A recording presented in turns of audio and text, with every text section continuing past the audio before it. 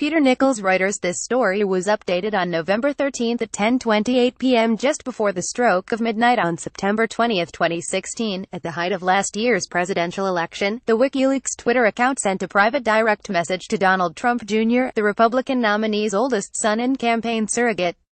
A PAC-run anti-Trump site, PutinTrump.org, is about to launch, WikiLeaks wrote. The PAC is a recycled pro-Iraq war PAC. We have guessed the password. It is Putin Trump. See about for who is behind it.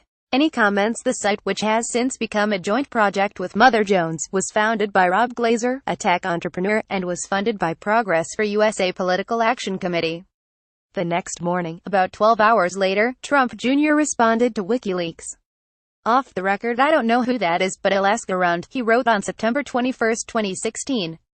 Thanks. The messages, obtained by The Atlantic, were also turned over by Trump Jr.'s lawyers to congressional investigators. They are part of a long, and largely one-sided, correspondence between WikiLeaks and the president's son that continued until at least July 2017. The messages show WikiLeaks, a radical transparency organization that the American intelligence community believes was chosen by the Russian government to disseminate the information it had, actively soliciting Trump Jr.'s cooperation. WikiLeaks made a series of increasingly bold requests, including asking for Trump's tax returns, urging the Trump campaign on Election Day to reject the results of the election as rigged, and requesting that the president-elect tell Australia to appoint Julian Assange ambassador to the United States. Over the last several months, we have worked cooperatively with each of the committees and have voluntarily turned over thousands of documents in response to their requests, said Alan Futerfas, an attorney for Donald Trump Jr., putting aside the question as to why or by whom such documents, provided to Congress under promises of confidentiality, have been selectively leaked. We can say with confidence that we have no concerns about these documents, and any questions raised about them have been easily answered in the appropriate forum. WikiLeaks did not respond to requests for comment.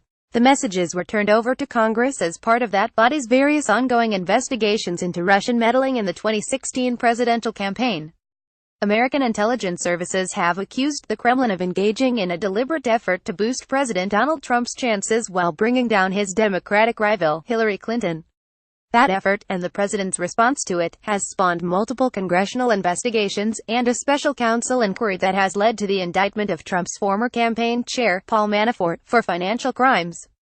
It's not clear what investigators will make of the correspondence, which represents a small portion of the thousands of documents Donald Trump Jr.'s lawyer says he turned over to them. The stakes for the Trump family, however, are high. Trump Jr.'s June 2016 meeting with Natalia Veselnitskaya, a Russian lawyer with connections to Russia's powerful prosecutor general, is already reportedly a subject of interest in special counsel Robert Mueller's investigation, as is the White House statement defending him. Trump Jr. was emailed an offer of information that would incriminate Hillary, and responded in part, "If it's what you say, I love it." The messages exchanged with WikiLeaks add a second instance in which Trump Jr. appears eager to obtain damaging information about Hillary Clinton, despite its provenance.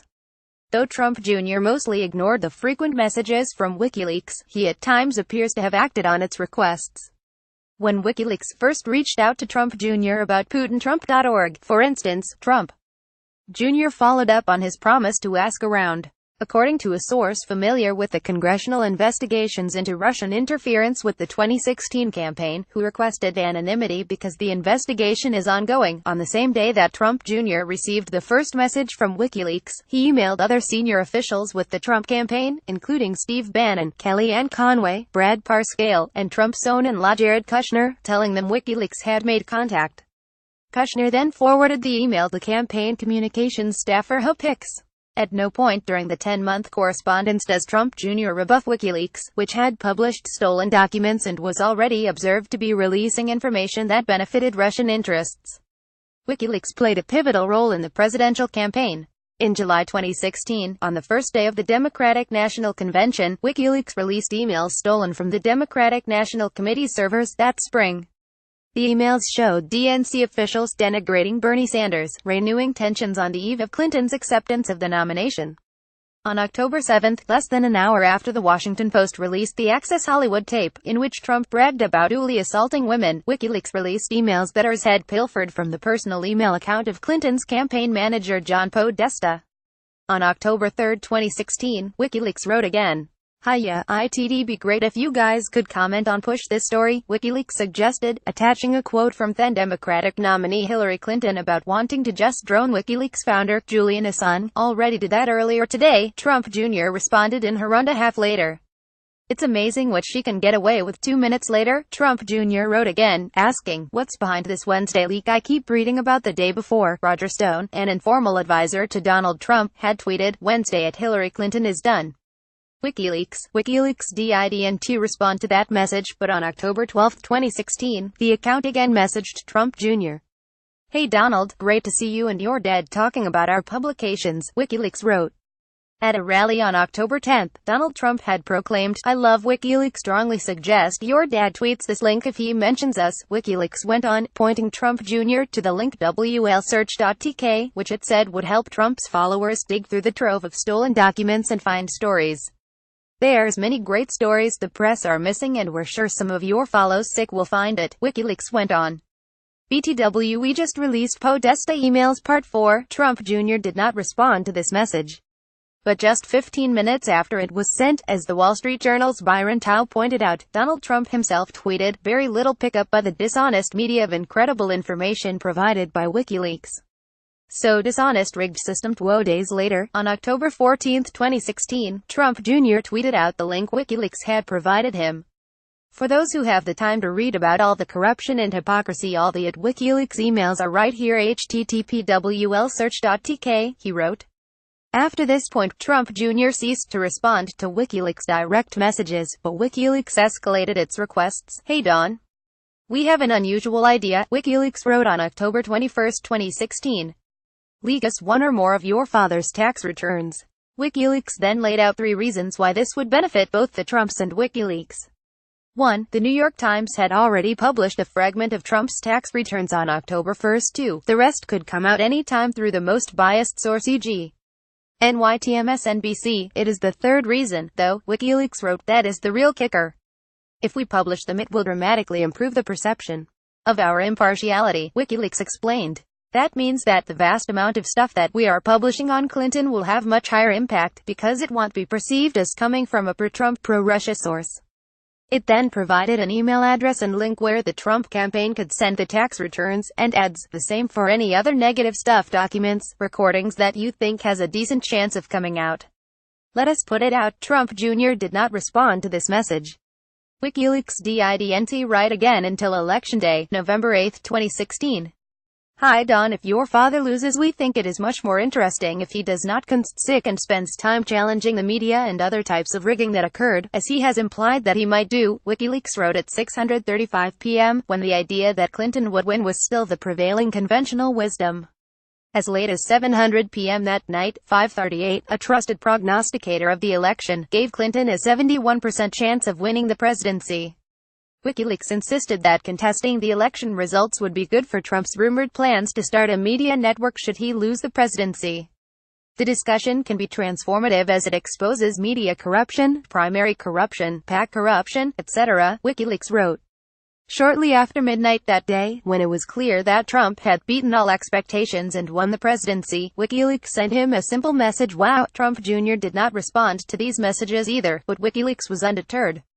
"Hi Don. Hope you're doing well," WikiLeaks wrote on December 16 to Trump Jr., who was by then the son of the president-elect. In relation to Mr. Assange, Obama Clinton placed pressure on Sweden, UK and Australia, his home country, to illicitly go after Mr. Assange. "It would be real easy and helpful for your dad to suggest that Australia appoint Assange ambassador to Washington, D.C. WikiLeaks even imagined how Trump might put it. "That's a real smart tough guy and the most famous Australian sick you have," or something similar, WikiLeaks wrote. "They won't do it, but it will send the right signals to Australia, UK, Sweden to start following the law and stop bending it to ingratiate themselves with the Clintons." On December 7, Assange, proclaiming his innocence, had released his testimony in front of London investigators looking into accusations that he had committed alleged UAL assault. In the winter and spring, WikiLeaks went largely silent, only occasionally sending Trump Jr. links. But on July 11, 2017, 3 days after the New York Times broke the story about Trump Jr.'s June 2016 meeting with Natalia Veselnitskaya, a Russian lawyer with connections to Russia's powerful prosecutor general, WikiLeaks got in touch again. "Hi Don. Sorry to hear about your problems, WikiLeaks wrote. We have an idea that may help a little. We are very interested in confidentially obtaining and publishing a copy of the email cited in the New York Times today, citing a reference in the paper to emails Trump Jr. had exchanged with Rob Goldstone, a publicist who had helped set up the meeting. We think this is strongly in your interest, WikiLeaks went on. It then reprised many of the same arguments it made in trying to convince Trump Jr. to turn over his father's tax returns, including the argument that Trump's enemies in the press were using the emails to spin an unfavorable narrative of the meeting. As publishing not only deprives them of this ability but is beauty confounding. The message was sent at 9:29 am on July 11. Trump Jr. did not respond. But just hours later, he posted the emails himself, on his own Twitter feed.